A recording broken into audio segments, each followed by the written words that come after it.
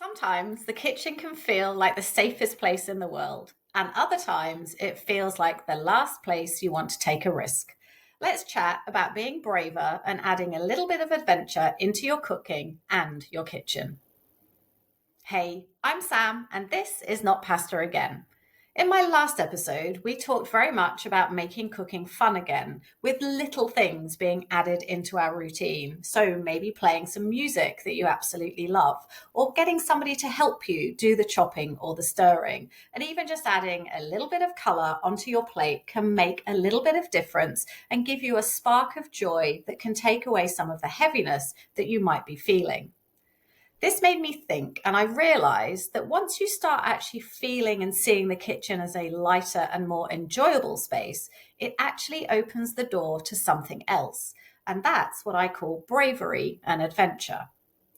Being adventurous in the kitchen doesn't mean dramatic, complicated recipes or even obscure, unheard of ingredients. It's not about showing off. It's simply, in my mind, about curiosity, giving yourself permission to ask yourself, what if I tried this instead? And just seeing where it actually takes you. I think when we're stuck on autopilot, the kitchen can feel really repetitive. Same meals, same ingredients, same routine, week in, week out. And if we're honest, I would say we all do this. We've got our core meals that we lean on. Mine used to be about five, maybe six. And I did them because I knew how to make them. I knew I had time to make them. I knew the boys would eat them. And I always knew that I would have the base ingredients that I needed to make them in the house.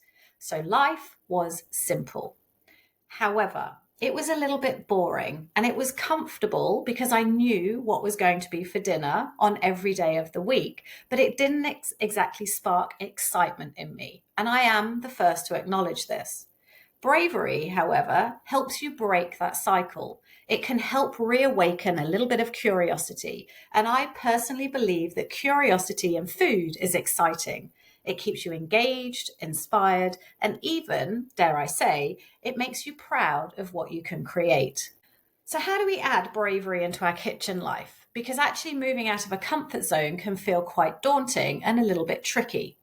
But here's the thing, bravery in the kitchen, like I said, doesn't have to be dramatic. It can be achieved with some really small steps. And as I see it, it could be as simple as, for example, trying one new recipe a week that feels a little bit different to the norm.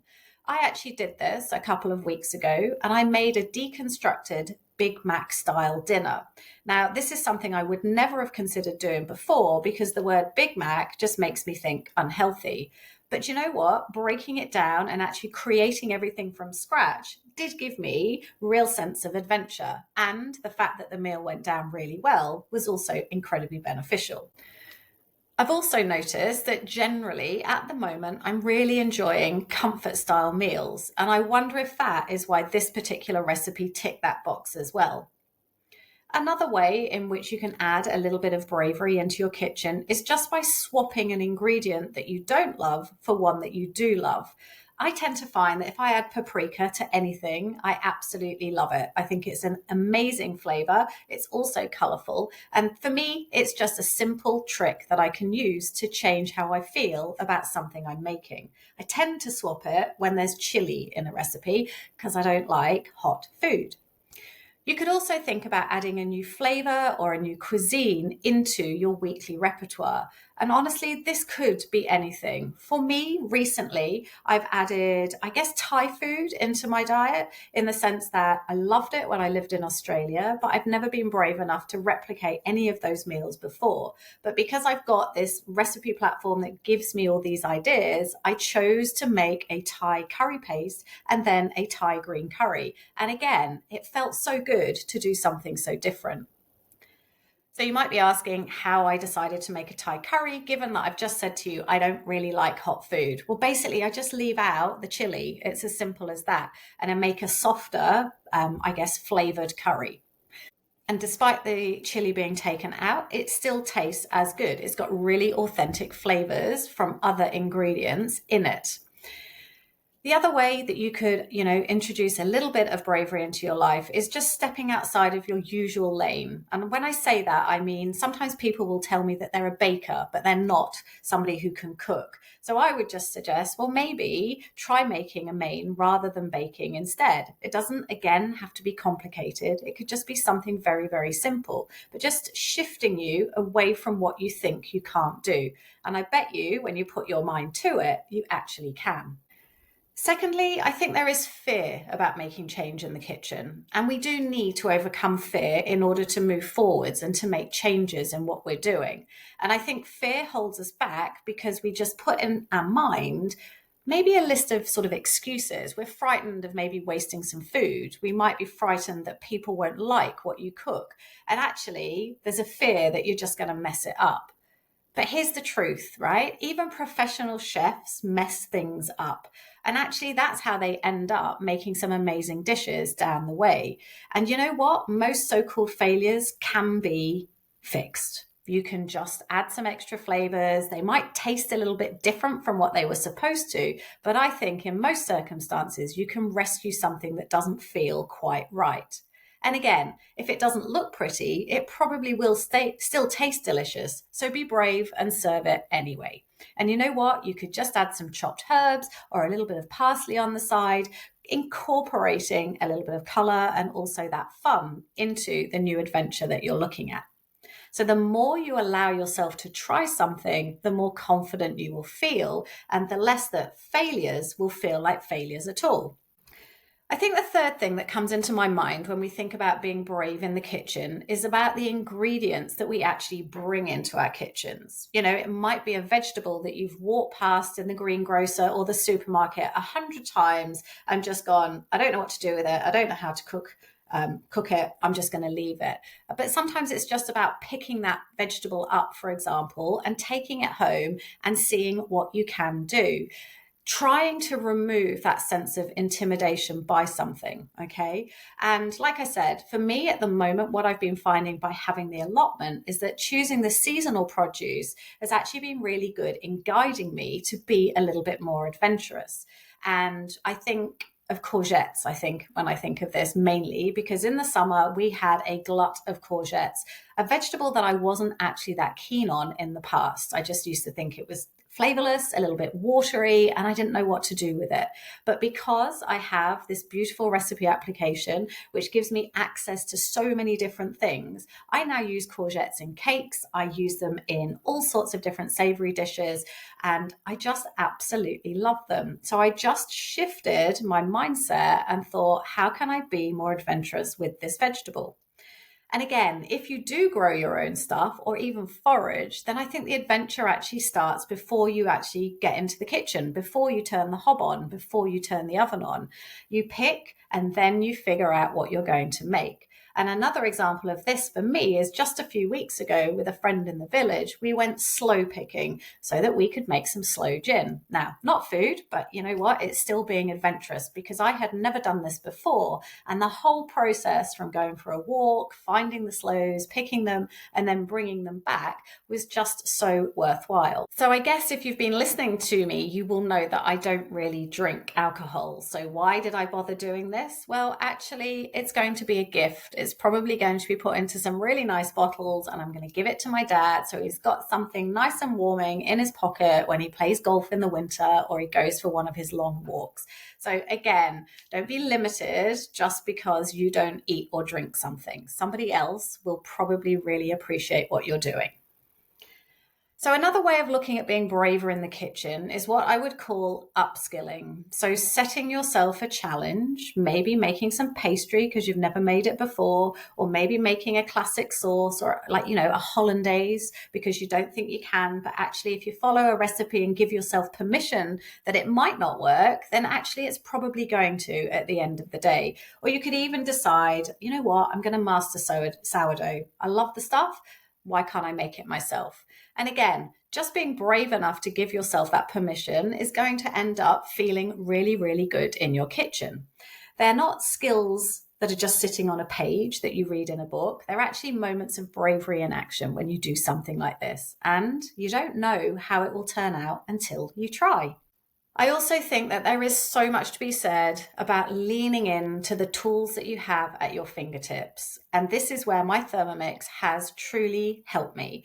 It has extended my meal repertoire so easily because not only does it take care of the things that I don't like doing, like chopping, stirring, being tied to my oven, it means I can actually focus on the more fun parts of cooking. It also makes it easier to try new cuisines, like the Thai recipe I mentioned earlier, and also the deconstructed Big Mac recipe. They're not things that I would have tackled beforehand.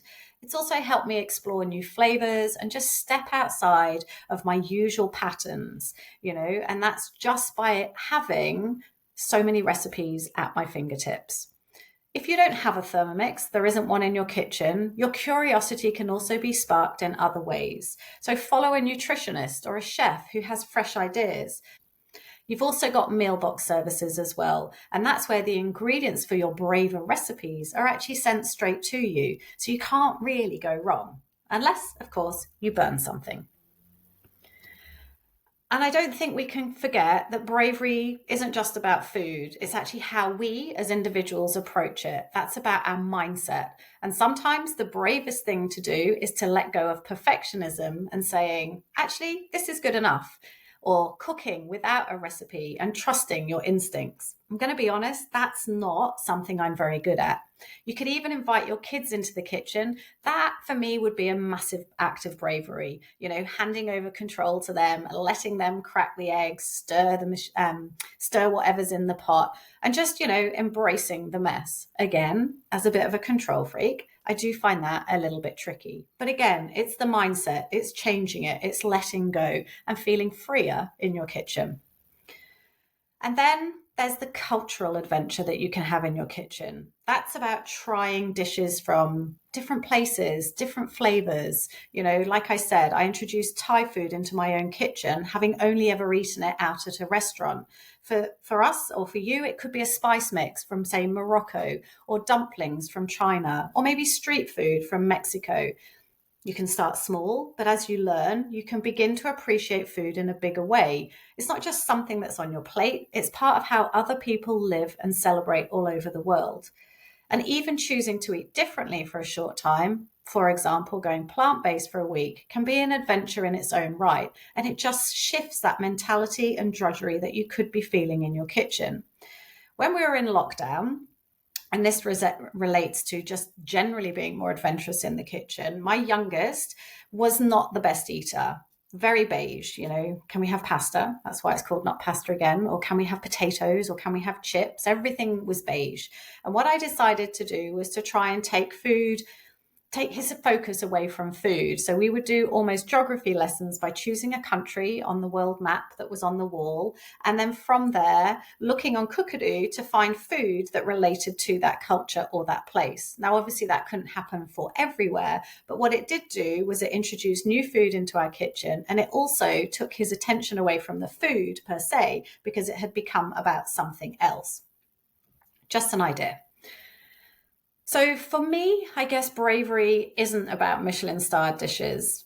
It's not me at all. It's small things. It's making a pasty slice when I couldn't make pastry before, or trying that new flavor combination because I think it sounds interesting. I even made my dad a panettone a couple of Christmases ago, and he said it was better than the Fortnum & Mason one he gets in a Christmas hamper. So that's high praise, and it made the bravery worthwhile. Sometimes it will work brilliantly and sometimes it won't.